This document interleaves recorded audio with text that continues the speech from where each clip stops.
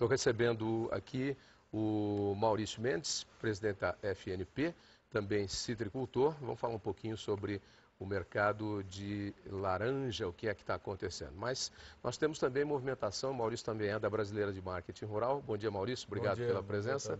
Quais são as atividades previstas aí para os próximos meses da BMRQ? Esse ano vai ser um ano bastante agitado.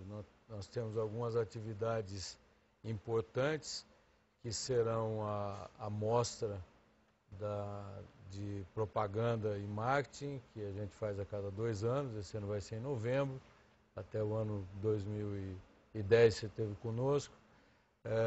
E vamos ter também o Congresso Brasileiro de Marketing do Agronegócio, que vai acontecer dentro da feira Agroinsumos, como foi o ano passado. E qual vai ser o tema desse ano do Congresso? Então, esse ano nós vamos trabalhar 3 temas básicos, vão ser 3 painéis.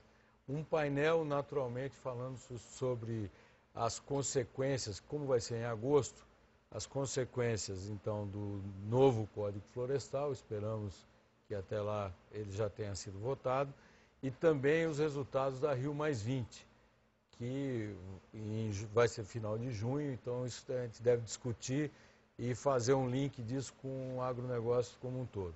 Depois a gente vai ter um painel que vai discutir, vai trazer alguns cases da indústria de insumos e equipamentos para o produtor, e um terceiro painel que vai falar da agroindústria de alimentos para o consumidor final. Porque a ideia da gente, Tavinho, na BMRA, é trazer um pouco mais das tendências do consumidor final para o produtor. Né? Tanto os veículos como as próprias empresas que atuam na área de defensivos e de equipamentos, que ajudam a fazer essa integração para que o produtor saiba o que o consumidor final deseja. Ainda há uma distância muito grande entre essas duas pontas, Maurício? Existe uma distância muito grande, mas cada vez mais o produtor está sendo impactado por aquilo que a sociedade quer, seja no ponto de vista ambiental, seja do ponto de vista social, seja do ponto de vista de boas práticas agrícolas. Então nós precisamos levar essa informação para o produtor. E como caminha o marketing no agronegócio? Ele já é consolidado em outros setores, no setor de serviços, no setor da indústria, etc, etc. No agronegócio a gente vem trabalhando essa ideia, nós vemos trabalhando essa ideia junto com vocês, vocês antes da gente até, mas ele é fundamental que ele se solidifique, né, Maurício? Porque vender o peixe, como eu digo, é fundamental para você estar no mercado. Olha, a gente tem um grande desafio pela frente, e nisso vocês, TVs segmentadas, ajudam muito, que é hoje a publicidade no Brasil, ela só tem menos de 1% sendo aplicada no agronegócio. Posso completar, porque eu tenho um vínculo muito grande com esse setor, e o setor de marketing, inclusive. Você não vê em grandes encontros de marketing pessoas que sabem o que é o agronegócio, que entendem o tamanho do agronegócio, a dimensão, quanto gera de emprego, quanto produz de soja, quanto produz de carne, quanto dinheiro gira em torno disso. Então, mesmo dentro das agências, tirando poucas pessoas especializadas, e mais ainda em imprensa escrita do que em mídia eletrônica, como é a televisão, por exemplo, há uma carência muito grande disso. Então você vê que é um setor que anda sozinho, está isolado. Se tivesse um empurrão, como a gente diz, né, uma alavancagem, poderia se dar muito bem, mas melhor rapidamente ainda. Eu acho que isso é fundamental. A gente, na própria associação, procura trazer informação para as agências para tentar trazer essa linguagem do campo, que ela é muito particular. Quer dizer, falar com o homem do campo não é como falar com aquele consumidor da cidade que consome um bem de consumo normal. Ele está bombardeado por informações o dia inteiro, né? O dia inteiro. O dia inteiro. E então esse eu acho que é uma missão grande que a gente tem. Um país que tem quase 30% do PIB sendo gerado pela agricultura, pela pecuária, não deveria ter um descompasso tão grande com um investimento tão pequeno em marketing. A gente acredita que isso deve aumentar e a gente está preparado para ajudar. Mesmo porque, para a gente finalizar, nós podemos dizer que o agronegócio como um negócio profissional, né, ele é uma coisa que vem de pouco tempo para cá, né, e vem se solidificando e melhorando cada vez mais. Se nós pegarmos exemplos como nos Estados Unidos, por exemplo, ou em países da Europa, onde isso já está mais fundamentado, essas atividades, essas ações do marketing e da propaganda trabalham diretamente, funcionam em grande escala, né?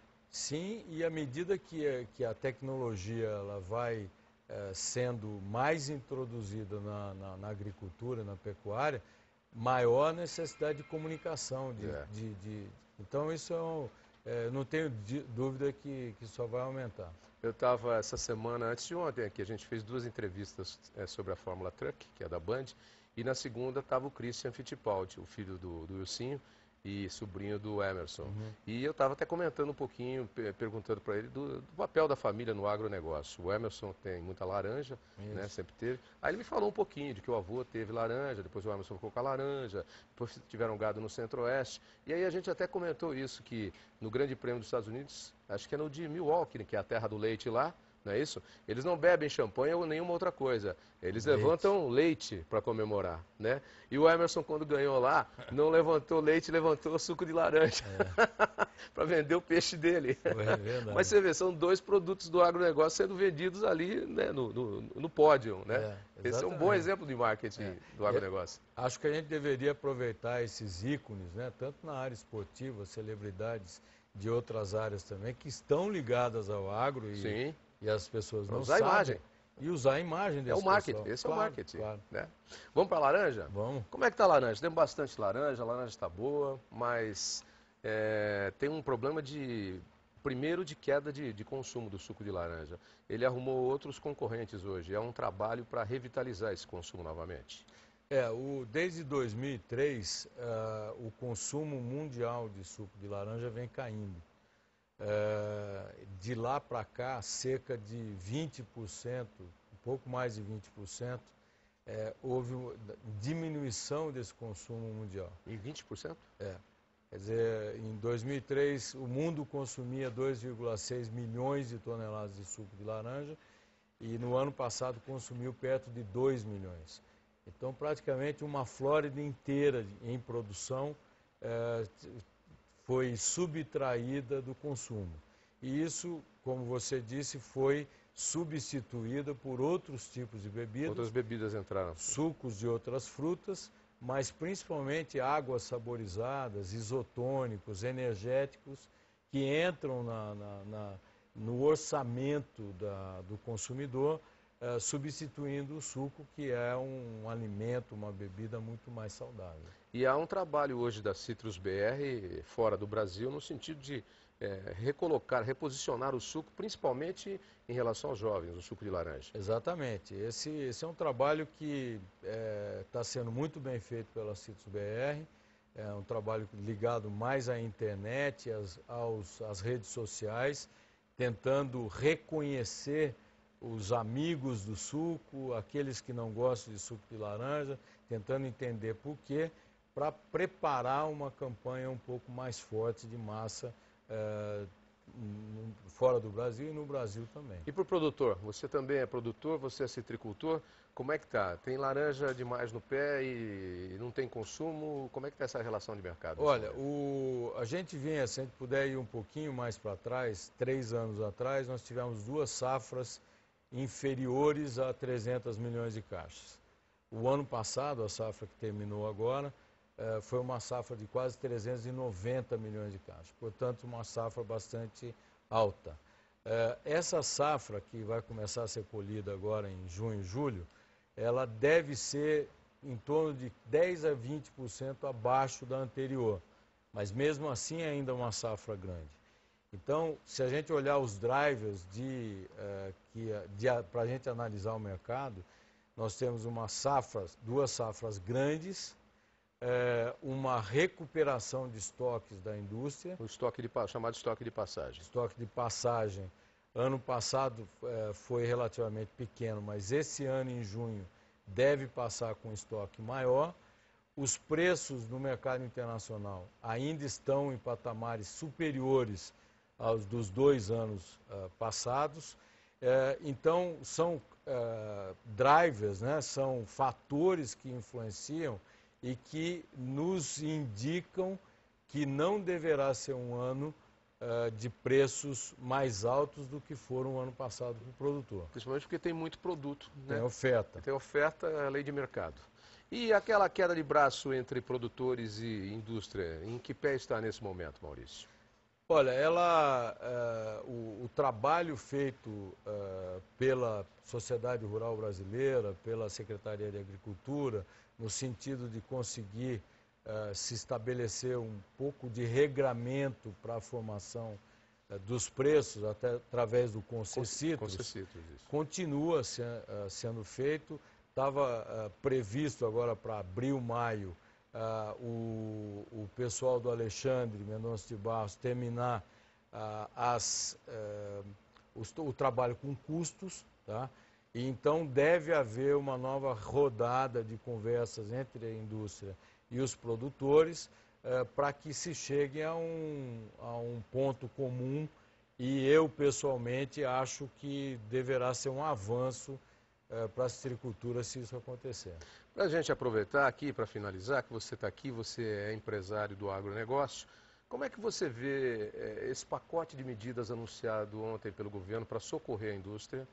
E vários empresários do agronegócio, já ouvi em depoimentos no rádio, na televisão ontem e hoje, estão bastante descontentes porque não se faz um projeto gigante desse porte, por exemplo, mesmo que sejam medidas paliativas para o setor do agronegócio. E eu tenho aquela imagem que no dia eu comentei aqui, já comentei várias vezes, que foi quando todos os empresários estavam sentados com a presidente Dilma Rousseff em Brasília. Por que não temos uma mesa daquela com os empresários do agronegócio? O que é que falta, Maurício?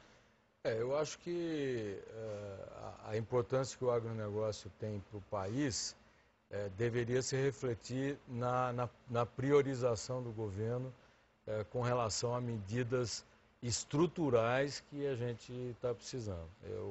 Eu vi o comentário do Silmar agora há pouco, eu acho que ele foi muito feliz. As medidas que estão sendo tomadas são medidas cosméticas, paliativas, vão dar um alento para alguns setores da indústria. Então, isso não resolve. Eu acho que a gente precisa diminuir drasticamente o custo Brasil através de investimento em infraestrutura, através de investimento em financiamentos que realmente atendam o produtor. Nós temos um crédito rural que foi estabelecido, concebido há décadas atrás. Isso tudo tem que ser modernizado para atender uma agricultura que está indo para uma produtividade fantástica. Que é moderna, né? Que é moderna. A produção agrícola se modernizou, mas a forma de tratar o agricultor ou o produtor, vamos chamar assim, seja ele pecuarista ou agricultor, essa parece que ainda continua meio na idade da pedra lá. Exatamente. Então, acho que essas questões tinham que ser tratadas pelo governo de uma forma mais estratégica, mais de longo prazo, para que as pessoas os envolvidas possam fazer um planejamento e tenham rentabilidade. Ok, Maurício, obrigado pela presença aqui. Obrigado. Deixa um telefone e endereço de internet para quem quiser fazer contato. O telefone da FNP é 11 4504 1414 e o site da FNP é www.informaecon-fnp.com. Ok, Maurício Mendes, presidente da Informa Economics FNP, aqui no nosso Dia a Dia Rural. Até breve, Maurício. Até breve. Bom trânsito, hein? Obrigado. Obrigado. É tudo que eu posso te desejar hoje em São Paulo. A não ser que você tem helicóptero já, não? Está no mecânico. Tá no mecânico. O meu estava desabastecido hoje em casa, aí não deu para eu pegar.